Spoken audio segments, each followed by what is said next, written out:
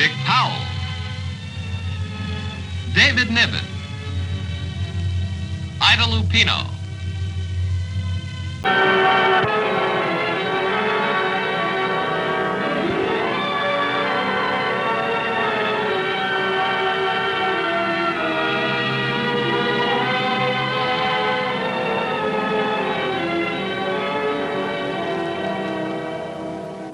The subway at night, empty, lonely. The great crush is over. The multitudes have long since been hurtled through the dark tunnels from their work to the safety and warmth of their homes.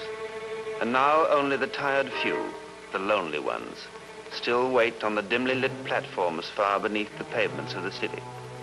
People thrown together for a brief moment in time, waiting for their lonely ride through the night.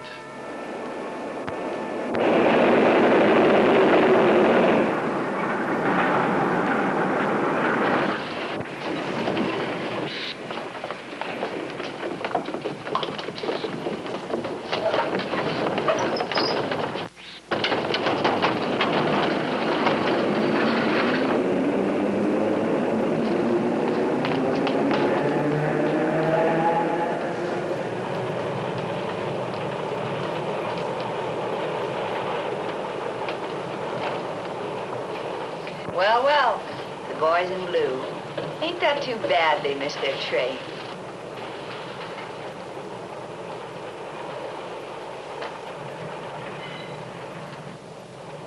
Now the question is, which one of us are they after?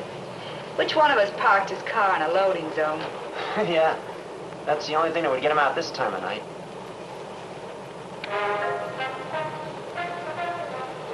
Hey, how about this radio playing so clear in the subway? It's got a gadget in it. A friend of mine. It'll make a fortune. Bet there are millions of people just dying to play the radio in the subway. No, what? The police. Listen, we should all go up in front and tell the motorman to stop the train. Stop the train right now. I think I know who the police are looking for. Turn that off. So the police are looking for somebody, so what? Ain't they always? Wherever they're looking for. He, she. Thank you, Doc. I didn't think you'd noticed. Well, whoever it is they are looking for. Got about 12 minutes before we pull into Union Square. 12 minutes? You can live a lifetime in 12 minutes. You can die in 12 minutes. You can wash the world and hang it up to dry in 12 minutes. Bet you can't sober up in 12 minutes. You can shake the universe until it hollers uncle. You can change the destiny of generations yet unborn. Or you can take a little nap, which is far more sensible. We should go up in front and tell the motorman to stop the train immediately. The police... What's the matter, mister? You object to the poor sucker having his 12 minutes. Don't any of you know who they're looking for? You tell us. Well, it was on the radio just about a half hour ago. That terrible murder. Haven't any of you heard? Well, go on, friend. Barnes is the name. J.F. Barnes. They brought every available police officer in the city to this area. My wife begged me not to leave the house. She was so upset, but we have an inventory tonight. 2 people. First a man and then a woman. Hacked to death in the alley behind the bus station. It's getting so you just can't. Hey, that's only a couple of blocks from where we got on this train. Yes. And it's very possible... Well, we're the only ones that got on the train at Roscoe Street. The police must have been after one of us. One of us? Any ideas, Mr. Barnes, or shall we make a lottery out of it? We must go to the motorman and have him stop the train. Why? Why? Well, what if one of us is the killer? What if one of us is? Look, the cops are running after something. Yeah, they had their guns out. They were ready to shoot. All right, what if one of us is? I can't understand your attitude at all. Look, suppose we do stop the train. What'll we gain? This train is just like a prison right now. Nobody can get into it, nobody can get out of it. We're heading for the tunnel under the river. In about 9.5 minutes, we'll pull into Union Square. Now, if we all just take it nice and easy, the time will pass and the chances are that nothing will happen. Yes, but a maniac. He's not responsible for his actions. And if he's here, the police have this train spotted. They'll meet him at the station, won't they? That's right. By stopping the train now, we'll only force him into taking action, and maybe he doesn't want to do any more killing than he has to. Ah, civilization, what sins are committed in thy name? Well, why should he want to kill us? He wouldn't want to kill us. Are you suggesting that we just stand here and pretend like we're taking a nice, safe, sane ride? That's what I mean. Well, I'll vote for that. Oh, you don't have to stand, Mr. Barnes. You can sit down.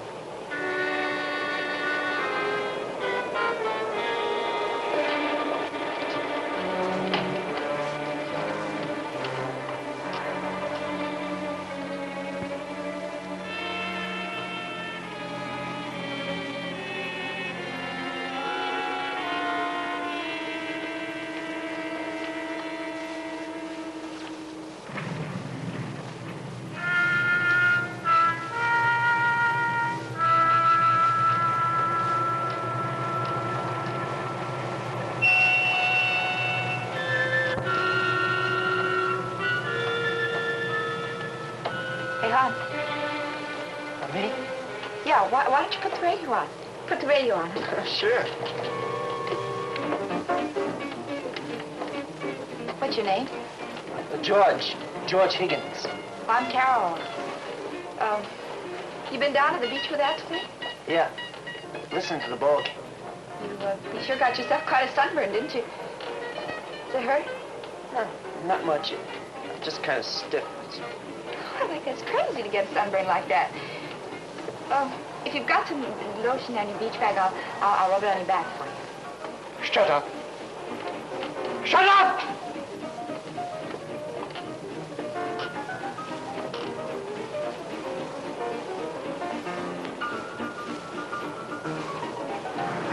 What's that? What is it? Just changing tracks. Sure. Sometimes the lights go out. This is your madcap merrymaker, Mary Mal Maskin. We'll spin our next platter in a moment, cats, but we've got a news bulletin from the press room first.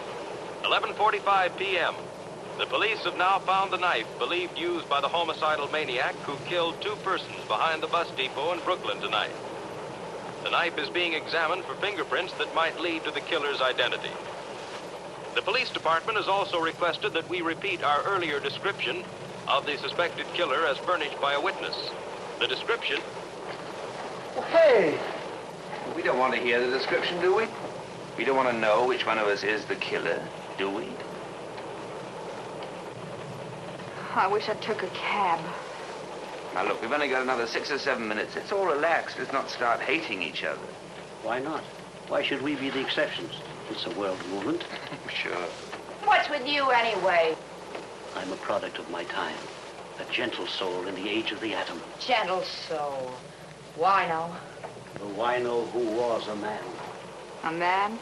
When? In 1870? We are all creatures of the night, huddled together in our womb of fear. We have pity, but only for ourselves. Creatures of the night. Just what do you mean by that remark? I'm an actress, see? And I can prove it. When did you stop pitying others, friend? When I stopped loving others. Ha! Look at the lover. And now? Now I merely exist, doing what I must to stay alive and watching the dance of death. Now you feel nothing for others? Nothing. Not even hate? Hate? For these ridiculous fools? Much too fine an emotion. Look at them. This Eden built for them by the Lord. This paradise. This jewel. This loveliness. And look what they've made of it. A slaughterhouse dripping with blood. How the Lord must anger. I need a drink. Think a strychnine, if you ask me. Easy now. Take it easy. Well, why doesn't he stop shooting off his mouth? You know what he is? He's a blabbermouth hypocrite. Well. Talk talking about Eden and sinning and all that sort of thing. Yeah, and I know just who you were directing your conversation to. I'm not such a fool. I wasn't born yesterday. Creature of the night, huh? Who do you think you're talking to? And what makes you so lily-white anyway? Answer me that. Oh, Carol, lay off him, Carol. It just ain't worth it. Oh, ain't it? Sure, it's worth it. It's good for her. I know all about these puritanical hypocrites. I could tell you plenty of stories. And if you asked me who I thought the killer was, you know what I'd say? You old bum. I could just see it. Standing in the alley, watching the sinners in their dance of death. I can just see you enjoying something like that. And listening to that sinful music with its hot licks. I'll bet that kind of stirred you up a little, didn't it, you old hypocrite? Got your blood? Made you kind of dizzy watching the dances that way, didn't it? What'd you do that for? What'd you do that for, huh? Well, she's a woman. He shouldn't have done anything like that. She's a woman. Sure, settle down. Here we are, all cooped up with a homicidal maniac. We don't need much provoking to send him off his rocker. What do you mean? You kind of let loose, didn't you? She was hysterical. You were a little hysterical yourself. Well, it's like he said. It was just dangerous the way she was talking. Enough to send the killer into a rage. It was enough to send you into a rage, all right. Hitting a woman. Oh, yeah. So we don't have to wait. What do we have to wait for? We can tell the motorman to... Can we? Sure. That radio broadcast. They said they found the killer's weapon. Well, if he's unarmed and he tries something, he wouldn't get very far. It'd be 4 against 1. See, well, that's right. I'm going to go up and tell the motorman to pull up. There must be other people in the other cars, too. We could...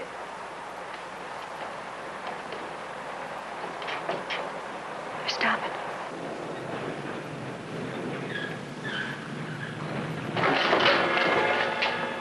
It's probably just a signal stop. I'm to let another train go by.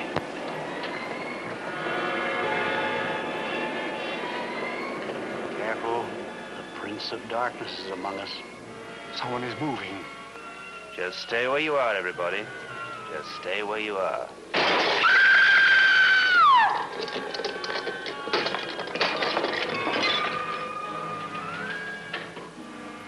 Still going for the motorman? We're stalled. We're not moving. I think perhaps you'd better wait. Why? Our killer isn't unarmed any longer. What? Looks like something's missing. Yeah. The axe.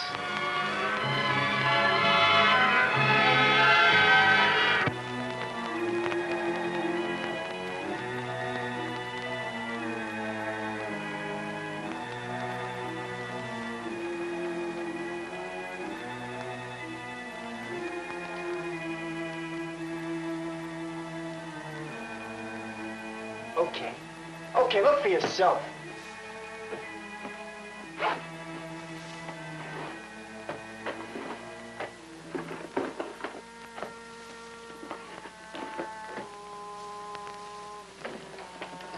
Let's have it. I had the axe. You? Yes. No. It isn't me. I took the axe to defend myself. To defend us. Even if he is unarmed, a homicidal maniac can have superhuman strength. You took the axe to defend us, huh? Yes. Yes, don't you understand? Now we're all right. Now we can control him. Control who? The killer. I know who it is. I know who the killer is. I don't think you make too good a guardian right now, Mr. Barnes. Let me have that axe. Stay away from me! Playing with us like children, using us one against the other, working on us so cleverly, like a surgeon with a scalpel. The brilliance of a sick mind. You don't sound any too healthy yourself right now. Come on, George. No. Let him talk. Like putty in his hands, the way he used us. Right off from the very beginning, telling us not to try to stop the train. And we didn't. And then when the radio was on, and it was about to give a description of the killer, he turned it off and we let him. That's right. Yes. All right. Who are you? What do you do? Oh, now, look. What is your line of work, and what were you doing in Brooklyn? Oh, that should get a laugh. What were you doing in Brooklyn? But you don't answer him. Yeah, you talk all around it, but you don't answer him. What were you doing in Brooklyn, mister? I was on an assignment. I'm a newspaper man. Newspaper man? A reporter? That's right. Then how come you didn't know about the murders? Yeah, how come? There's no way I could have known. I was on an interview. I don't carry a portable radio around with me. Now that axe. Stay away. Now, Mr. Reporter, Mr. Fake Reporter, we've got you. You're not so clever after all. Now look, you're all getting hysterical. You're acting like idiots. You'd make a fine lynching party right now. It's just the way it starts. Through stupidity and jumping to conclusions and thinking twisted by fear. Don't you understand? How pretty you talk, Mr. Reporter. No prettier than you, my friend, but with a lot more sense. I don't hear any sense. Not from you. Twisting us around your finger the way you did. Maybe it makes sense to Mr. Barnes. He has a precise sort of mind. Look at the way he's built up this case against me. And the wheels and cogs are whirring round and round in his brain right now. Go ahead, Mr. Barnes. Tell them the difference between hate and fear. Oh, he's not going to tell you. And you know why? Because there isn't any difference. Not right now, there's not. He's made you afraid of me, so now you hate me. And hate is getting pretty close to violence, isn't it? Go on. Talk. Try to talk yourself out of it. Won't do you any good, but go ahead. It did Mr. Barnes some good. He's talked you into thinking that I'm the killer. Now, look, we're stalled here. We're waiting for the right of way. I don't think anyone should have that axe. Don't you try anything. Don't you dare. Maybe the real killer will try something. I think we've got the real killer. I think Mr. Barnes is right. I've been suspicious of you from the beginning. Have you, George? That's very clever of you. What were you doing in Brooklyn tonight? I went to the beach today. The sun doesn't shine at night, George. What were you doing tonight? I visited. Till 11:30? Yeah. I ate with a friend. A girl. How about you? I was out dancing. Out dancing? Where? What happened to your escort? He got fresh. I mean, we had an argument. A violent argument? What do you mean by that? What was his name? It's none of your business. Probably not. How about you, my friend? What about me? What were you doing tonight? In Brooklyn? What were you doing in Brooklyn? Well, this train is my hotel room. I sleep here. I ride from Coney Island to 42nd Street and from 42nd Street back to Coney Island. I try to grab a little shut-eye along the way. Sure, only you didn't get on at Coney Island. You got on with us, just ahead of the police. Maybe you are a reporter. You use words like one. Or a lawyer, the way you twist things around to suit yourself. What are you trying to prove with me? That you might be the killer? And so might you, Mr. Barnes. You said that your wife didn't want you to leave the house tonight. You can't trap me with words. I don't care what you say. Is that so? It's too bad you had to make inventory over at your place tonight. But isn't that rather a peculiar time to take inventory almost at 12 o'clock at night? Which one of us couldn't be the killer?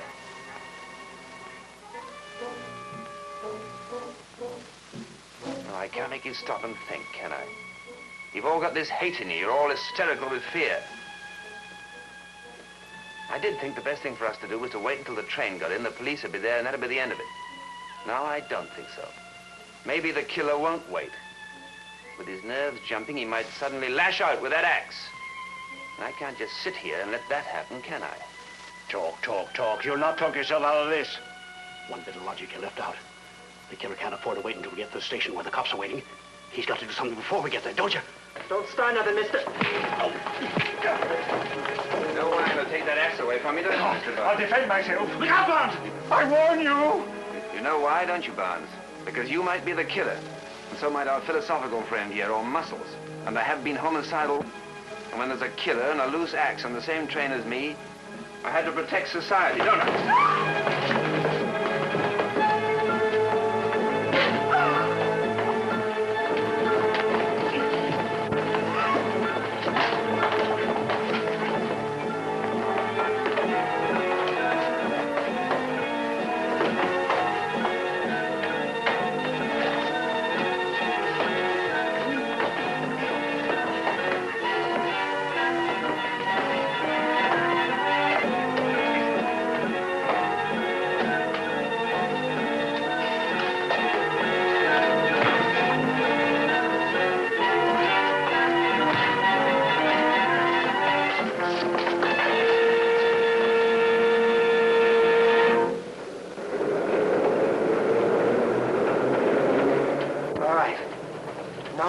tracks. Now, what I say goes. All right, get back. We're moving. We'll be in the station pretty soon. All right. All right. I'm not Bonds here. Just move an inch toward me, I'll crush your skull for you. The kangaroo court, taking justice into its own bloody hands. You talk about blood. Stupid, stupid people. Just take it easy. I'm not going to take it easy, George, because you might be the killer, too. We're coming in. There's the cop. The cop's there. We got him. We got the maniac. What maniac? Oh, what's up? Officer, we've got him. The man who killed 2 people in Brooklyn. What are you doing with that axe? Protecting ourselves. Well, somebody could get hurt with this. Well, he's the fellow you're looking for. He's the... The only thing I'm looking for is the train to Grand Central. But the killer. Killer? If you're talking about that bus station killer, he was caught over in Brooklyn 15 minutes ago. Right near the Roscoe Street.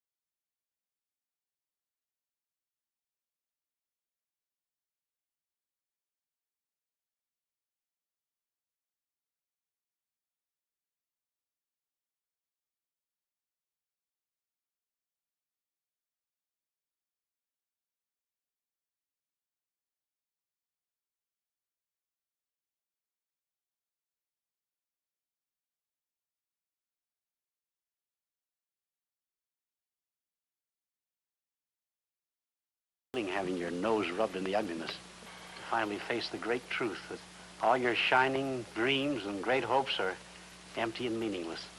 That at best, all we've added to the jungle is inside plumbing. Maybe there is something else. They were all ashamed of themselves, weren't they? That's because they're not objective. They're not spectators of the dance of death. Oh, you are a spectator, huh? It seemed to me that you were jigging around with the rest of them. What right have you got to be so cynical? Why do you expect them to be so much better than you are yourself? They were all sorry, friend. There's some hope in that. That's the one point you miss in your philosophy. And that's what makes you the one phony of the whole bunch.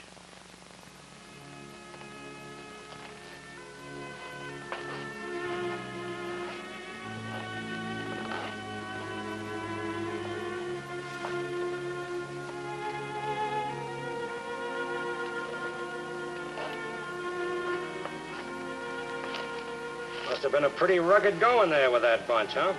We've only been on this earth a short while, officer. Just give us about another 1,000,000 years, and maybe we'll be worthy of the place. Well, there's no real harm in them. No?